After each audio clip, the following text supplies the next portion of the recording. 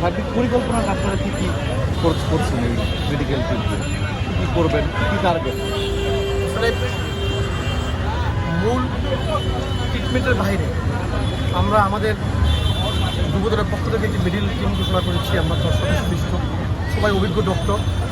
তারা গতকাল থেকেই আহত নিহতদের পাশে রয়েছে এবং ছাত্রছাত্রীদের পাশাপাশি গার্ডিয়ানরাও ওখানে আহত হয়েছে এবং আমার জানা মতে 2 জন হয়তো বা নিহত হয়েছে। এদের পাশে কালকে থেকেই আমাদের মেডিকেল টিম ছিল। সেখানে এই মুহূর্তে আসলে সবচেয়ে ক্রাইসিস হচ্ছে রক্তের। তো সেই রক্ত কালেক্ট করার জন্য গতকালকে আমরা ইন্ডিভিজুয়ালি নেতাকর্মীদেরকে পাঠিয়েছি যারা ডোনার। এর বাইরেও আমাদের মনে হলো যে আজকে আমরা যদি কিছু ব্লাড কালেক্ট করে রাখি তাহলে যখনই দরকার হবে রুগীর তখন আমরা যাতে রুগীকে দিতে পারি। আর নেগেটিভ ব্লাডের আসলে খুবই ক্রাইসিস, এটা আমাদের টিমের ডক্টররা যখন বললো, এই জন্য আমরা উদ্যোগ গ্রহণ করেছি। আমরা পজিটিভ নেগেটিভ সব ধরনের ব্লাডই আমরা কালেক্ট করে রাখবো যাতে যে কোনো পেশেন্টের যে কোনো মুহূর্তে দরকার হলে যাতে রক্তের ক্রাইসিসটা তারা মিট করতে পারে।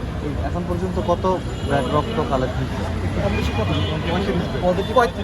35 চলছে। নেগেটিভ আছে, নেগেটিভ এর মধ্যে পজিটিভ নেগেটিভ নিয়ে 35 ব্যাগ আমরা অলরেডি কালেক্ট করছি এবং এটা চলতে থাকবে যতক্ষণ এভাবে নামের তালিকা দিচ্ছে। কত কত ব্লাড আজকে আপনাদের ইয়ে হতে পারে, কালেক্ট হতে পারে, কত ব্যাগ আজকে? নাম লিস্টে কতজন আছে? 68 জনের নাম লেখা আছে, 68 নাম লেখা আছে। আমার তেমন এটা আরও বাড়তে থাকে, কারণ কালকের ঘটনা এত মর্মান্তিক এবং সবার ভিতরেই একজনের আবেগ কাজ করতেছে। প্রত্যেকেই মনে হয়েছে তার নিজের সন্তানকে হারিয়েছে, তার নিজের অভিভাবককে হারিয়েছে।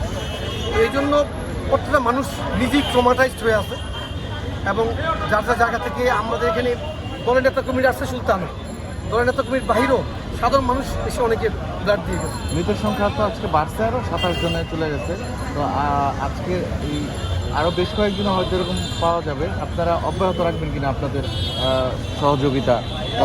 অবশ্যই আমরা যতদিন পর্যন্ত ব্লাড দরকার হবে আমরা চেষ্টা করবো যে এই ব্লাডটা যাতে আমরাই দিতে পারি। আমাদের মতো অনেকেই এরকমের আশা নিয়ে বসে আছেন এবং তারাও চেষ্টা করছেন।